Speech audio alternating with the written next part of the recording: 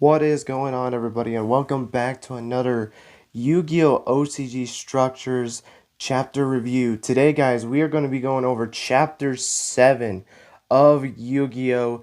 OCG Structures. We're actually getting pretty close, guys, to catching up to the manga, with this only having 13 chapters currently, due to the fact that this series has been still on hiatus, or at least for the site that I've been using. So I'm very excited to be getting caught up with this series. So yeah, guys, I'm very excited to get into this chapter. So let's not waste any more time and let's get right into it.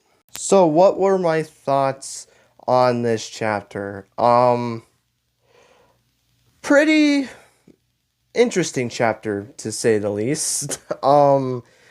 I let's just get into it just so you can understand what I mean by this, because oh boy, this one was a pretty interesting one. So it starts off, we actually don't start off with a scene with Shoma. We actually start off with Tendo, which, if you remember, was the character that beat Shoma in the last episode. And he's going around showing off his medal that he got after competing in the tournament. It was a week after the qualifiers, and he was kind of showing off his medal. He was kind of bragging all about it.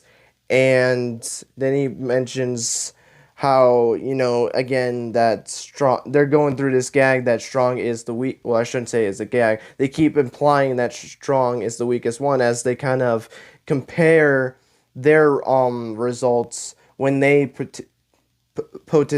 oh my gosh, participated, excuse me, in this tournament, as Dark is the only other character to get second place, while Strong got in the top 8, but we don't know about Light, which was gone at this moment in time. He was with Dark, which was strange because of the fact that Light has seemingly always been around Dark, or Dark has always been around Light, so it was kind of interesting not to see those two together. But Tendo was kind of making fun of Strong for being so weak. They kind of bring up Light, but he's immediately shut down, as you said that in front of Dark, so obviously he's going to go towards his sister. And then Tendo makes the comment that, she's a pretty scary duelist. And then his thing goes off, he has to end up going to school. And they kind of start talking about him a little bit, because if you remember in the last chapter, he broke into tears. Like, this man was crying his eyes out, because remember, in the last chapter, because he lost, he can no longer go to Worlds. Which I will say, though, it does suck that we didn't learn anything about Worlds in this episode. But I think it kind of makes sense, because I feel like if they're going to explain it, they want to explain it when Shoma was around, which he wasn't there the entire time, which we'll get to in a little bit. But unless he's there, they're not going to explain it. So even though it sucks that they don't explain it, it does make sense why. And this is just me personally, because again, I have not played the game, and I don't even know if they explain it or not. It might be a concept for this manga, but they haven't explained it yet, so it's just me being a little bit angsty. Then we get introduced to this new character, which is actually the manager of the card shop, Gobu, I believe is how you pronounce his name. He kind of talks about how he was crying all of his tears out yesterday after what happened. And we even see the scene when he was running, and he still is kind of upset after what happened, which they kind of understand, because this was his last opportunity to get in the Worlds. He wanted to get into it so badly, but now that he lost his tournament, he can no longer compete for the chance to go in the Worlds. He just has to live with that raw reality, and he's trying to make the best of it, even though it's still tearing him up inside, which shows how humane it is, because, I feel like a lot of people try to rub off something that bad that has happened, whether they lost the tournament or not. They try to make it seem like it was not that big of a deal, but in all reality, it's hurting them inside. I mean, it hurts to lose, especially when it's your last opportunity to be able to go into this. Say this is the last tournament that they're ever going to have for this thing, because of something that's going, because of some bankruptcy or something like that, and ends up getting shut down. But this is like something that you've been wanting to do for years, and you finally have that opportunity, and you weren't able to win it, and you're never able to do this again. And it hurts. It really does. And that's what they're kind of showing with Tendo in this case, which I really do like. But then they were talking about them. Then Dark was trying to figure out what in the world was going on. And this is where things just get into another levels of creepy. He's trying to figure out where Light was, and then he finds out that Light is with Shoma right now. Now, if you guys remember, he doesn't like any guys talking to Light because uh, he thinks that any guy that talks to her is flirting. It gets so bad to the point where he doesn't know where he's at, so he gets out his phone and has a tracker on his sister. What the hell? What in the world is wrong with this man? Oh my gosh. I don't understand what this guy's obsession was with his sister. He is an overprotective sister or brother, to say the least. I mean, he even has a earpiece to hear her conversations. This is beyond weird to any degree. This is stockish. This is literally Stark being a stalker, and I don't know how to feel about that, to be honest. But Dark gets really infuriated at this point, and he runs out to the building to go to the location of where she's at. And in the next scene that we see is Shoma going up against Light. They kind of hinted at this in chapter 5, where Shoma was going to duel Light because he promised to duel her in chapter 4 after Shoma beat Dark, and because Tendo wanted to duel him first because he wanted to prove himself to kind of get ready for the qualifiers to try to get in the Worlds, she let him duel first. But now we're actually getting into this duel, and general thoughts of the starting duel, because again, this duel didn't finish. What a duel. This duel was weird as heck as well. So Shoma decided to keep with his fire type deck. He's still using Gearfried. He's still using his Ronald, the Infernoble Night monster, and it is very interesting that he switched decks, I will say that at least, which I do like because of the fact that they're going versatile with this deck. He doesn't just stick to one deck, which makes sense. This is a deck building manga. It's not just focused on a story. I mean, it does have a story, but it's not like what we see in the anime or the past mangas. It's more about deck building, and to have your characters have multiple decks throughout the series makes sense. It's not like a Yu-Gi-Oh! Vrain situation where Soulburner will always just use Salamangreats and no other deck. Well, actually, that's a bad example because he did use a Gear-Free deck, which is kind of funny. Say like, I guess Arc 5 with Yuya. He used Perform House. That's the deck he's always sticked with since the very beginning, and he sticked with that in the entire series. That's not the case with this manga. But he goes into his turn, he starts to get into his monsters, he starts his swarming on the field again, and he gets kind of scared because she grabs a card in her hand, and he thinks that it's Max C, which, tell me, when Max C was in the card game, I feel like this is every person. When they just were going for a card into their hand, or like it looked like they were going to grab a card in their hand, everyone I felt like had that same reaction as Shoma, where they thought it was Maxi. But she doesn't have Maxi, as she thinks it's a cockroach, basically. Anyway, she says that I despite cockroaches, which I guess is just because it's maybe it's just because Tendo used it, I have no idea. But he goes into his link to Isodo Two Tails and the Noble Knights, which, fun fact, I actually do have that card in the real life, so at least I know that card. He's able to get Ronald to the field, and he plays Living Fossil. This is a pretty old card. It's a pretty well-known card. I believe this card was first used in GX. I don't remember it in Duel Monsters, but it might have been played in Duel Monsters. I just don't remember what character played it. But he ends up playing that and also activates Kujikuri Curse, which I actually do know that card as well. I actually do have that card in the real life as well. So I'm actually starting to notice some of these cards, not based off their effects, because I've never used Kuri Curse or Kujikuri Curse. I just have the card. I've used Two Tails before, but not in the way it was intended to be. And I don't own Living Fossil, but that's a pretty iconic card. So it's pretty cool to see those cards again. He ends his, well, he actually goes into a Link summon before that as well. He summons Link Kuribo, which is pretty cool to see Link Kuribo in this manga as well. If you guys know, that was a classic card that Yusaku used in the anime. It was his signature Kuribo in the deck. So it was pretty cool to see Link Kuribo in this as well, because I was a little bit worried they wouldn't do that, because remember, Vrains was the last series. In fact, Vrains was the series going on, and I believe that was a reason why Shoma didn't use Marincess because of the fact that that was a deck that was being used in Reigns. It was Aui's deck when she switched over to that when she went into her Blue Maiden persona. So I thought they weren't going to do that, but it looks like they still have some homages to Reigns. But we also see Living Fossil, so I guess that doesn't have to restrict it. But I thought because it was the newer series, and since we've seen it so many times, I feel like they weren't going to do it. But it was still cool. But around this time, Dark and Strong get to the duel in time, and his sister realizes that she was tracking him the entire, or he was tracking her the entire time. He stuffed it. The ooh, I bumped my mic again.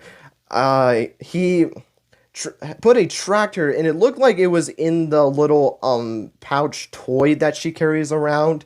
He put it in the little zipper, and she gets really furious because, geez, the scenes with her where her whole face just goes black, like the top part of her face goes black, and all you see is just her eyes. It just, even like Dark, he's so scared of his sister because he gets so mad at her. He said she keeps calling him you're disgusting," like in this dark manner. Like the words are even bold. That's how serious she's getting with this whole thing. And this was one of the weirdest things. She says a line, and it's the very top. I think it's like the 17th page of the manga.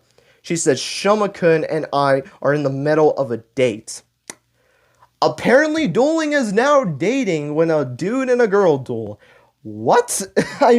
When I read this line, that was a constant theme that was going on in this chapter, which was so weird. I don't understand why this is a thing. I don't know if she did the same thing when she dueled protagonists in the Psycho card battle games, but oh my gosh, that felt so weird reading this because I remember when I flipped to that page and I read that line, I was like, what? What in the world is going on? I don't understand anymore. You're trying to make your brother not act like this, but when you say something like that, when he's been this overprotective, and you expected, oh, everything is just gonna be fine. Nope, you can't just say something like that and he's gonna be fine with that. And you just see him just like in this weird state. I think he even like cries in one of the scenes. He's like, disgusting, but I did this for her. Like he thinks that this was a good thing, but obviously stalking your sister is not a good thing. But we go into her turn. It was the end of Shoma's turn. We go into her turn, and we do learn her deck, which is a Herald deck, which, be honest, never heard of the deck. I've heard of Heraldic, like I think that was an Xyz deck. Then there's the Heraldic Beast, which Tron or Vectrix used, but that's not the same deck. It's more of a synchro based deck, if I remember correctly. Or no. I don't think it was a synchro deck. I think it was a ritual deck because she was adding two ritual cards to her hand. But anyway, during this turn, he's able to get Gearfried onto the field with some help of some effects that he has. He activates one of his face down cards, which is able to which was the trap card Gemini Ablation. By the way, he discards Blazewing Butterfly from his hand, and he was able to special summon Evocator Evaclaw, which was a Gemini monster. He was able to use its effect because it's a normal monster to summon it. I shouldn't have explained that. So that was my bad. That was my bad. But he's able to get Gearfried on the field. She's not surprised at this at all. She activates Dawn of the Herald in her hand's effect to tribute her level 6 Divider of the Hurlin. So then ritual summon Herald of Protection. But there's more. She uses the second effect of her Tribute Diver to special summon an Eva from her deck, then activates Preparation of Rites, which lets her add another Herald of Protection from her deck and Dawn of the Hurlin from her graveyard to her hand. Then she's able to activate Dawn of the Hurlin from her hand, which I believe is the ritual card for this monster, tributes the level 6 monster she had, and then she tributes, it looks like she does tribute Cyber, Cyber Petite Angel, yeah, I was saying it right, but it looks like, no, she doesn't, never mind, excuse me, I remember reading this wrong as well, going into this, and I had that old thought in my head, but she uses the effect later. She just uses the same monster again. Ritual summons a second Hurlin of Perfection, then activates that monster's effect to get Eva onto the field. Or no, then she gets Eva on the field, uses that monster to link summon her own Link Karibo. And then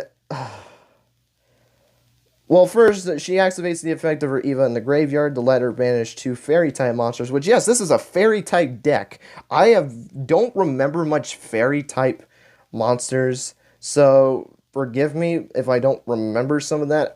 That's a type that I don't really know at all. I think the only other deck is Worm, to be honest. I think the only Worm monster I ever had for the longest time, I can't remember the name. It's the card that prevents extra decks, I think. No. It's something to do with the extra deck. I can't remember what the name of the monster is, but she's able to get out her Link Karibo onto the field, and this freaks her brother out, as she says, now they have both Link Karibos, and then he imagines them with matching Link Karibo outfits. He gets onto the ground in this over dramatic states. Strong kind of makes fun of him, and then his sister smiles and has this creepy face to end this chapter off.